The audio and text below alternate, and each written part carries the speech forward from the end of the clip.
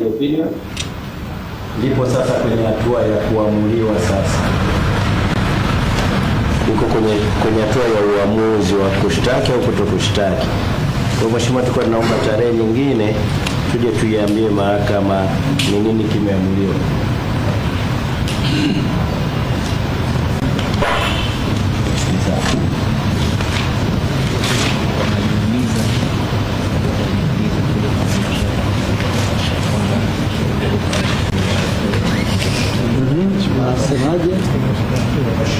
Nashukuru sana. Hii kesi isiahirishwe zaidi ya leo.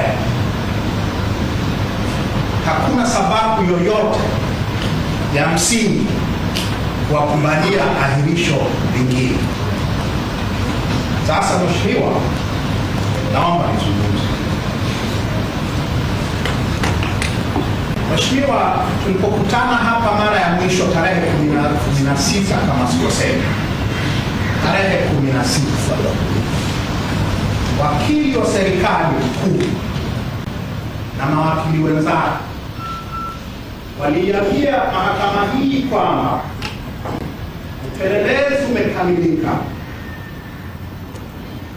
faili imeshapelekwa kwa DPP kwa ajili ya kutolewa uamuzi. Ilishapelekwa kabla ya hiyo siku ya tarehe 16 Juni. Mheshimiwa, mimi naamini huyo mkurugenzi wa mashtaka DPP hajasomea chini ya mwembe kama marehemu mama yangu. Sio ubavu, anajua kusoma, amesoma sheria, ana uzoefu na mambo haya. Inamchukua muda kiasi gani kujiridhisha kwamba kuna kesi na kupeleka mahakama kuu au hakuna kesi alete nolle prosequi. Inamchukua muda gani mkurugenzi wa mashtaka ambaye ana sifa zile zilizotajwa katika katiba hii, mwanasheria aliyefanya kazi ya sheria kwa muda usiopungua miaka 15 kama sasa, inamchukua muda gani kusoma faili la kesi hii ili aiambie mahakama yako tukufu kwamba una ushahidi wa kutosha apeleke information mahakama kuu, au hakuna ushahidi aikie nolle, alete nolle mahakama. Sasa mheshimiwa, nataka nizungumze kidogo juu ya sheria.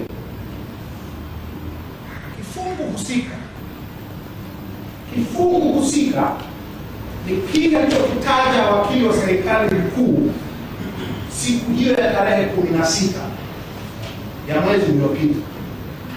Kifungu cha 245 cha sheria ya mwenendo wa jinai, kifungu kidogo cha 4 na kifungu kidogo cha 5. Nataka tuanzie hapa.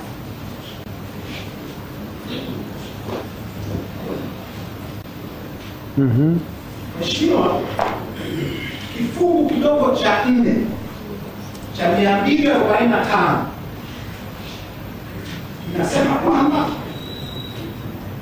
kinasema kwamba upelelezi ukisha kamilika, DPP au mwakilishi wake, yaani hawa, sio DPP ni hawa, mshtakiwa tumia lugha ya mahakama. Lugha ya mahakama hakuna hawa. Sawa. Yes. DPP au mawakili wa serikali, yes, the law officer, wanapelekewa faili. Upelelezi umeshakamilika, wanapelekewa faili. ili wataamue upelelezi huu una ushahidi wa maana wa kupeleka mahakama kuu au la. Hii ilishafanyika. Kitu ambacho tulitazamia tuambiwe leo, na nachokuomba mheshimiwa, uwalazimishe wakisema, wakifanya, utakuja kwenye namna ya kuwalazimisha. Kitu tulichotegemea leo ni kifungu cha 245 kifungu kidogo cha 5 kuingia hapa, na kifungu hiki kinasema, mheshimiwa, mwendesha mashtaka wa serikali au afisa mwingine wa umma, yaani mawakili wa serikali hawa, baada ya kuchunguza faili waliopelekewa under subsection 4, baada ya kupelekewa lile faili na maelezo ya mashahidi, kama wakili wa serikali, kama DPP au mawakili wake wa serikali wanaona kwamba ushahidi uliopo hautoshelezi, sheria inasema he shall immediately enter a nolle prosequi. Immediately, mara moja.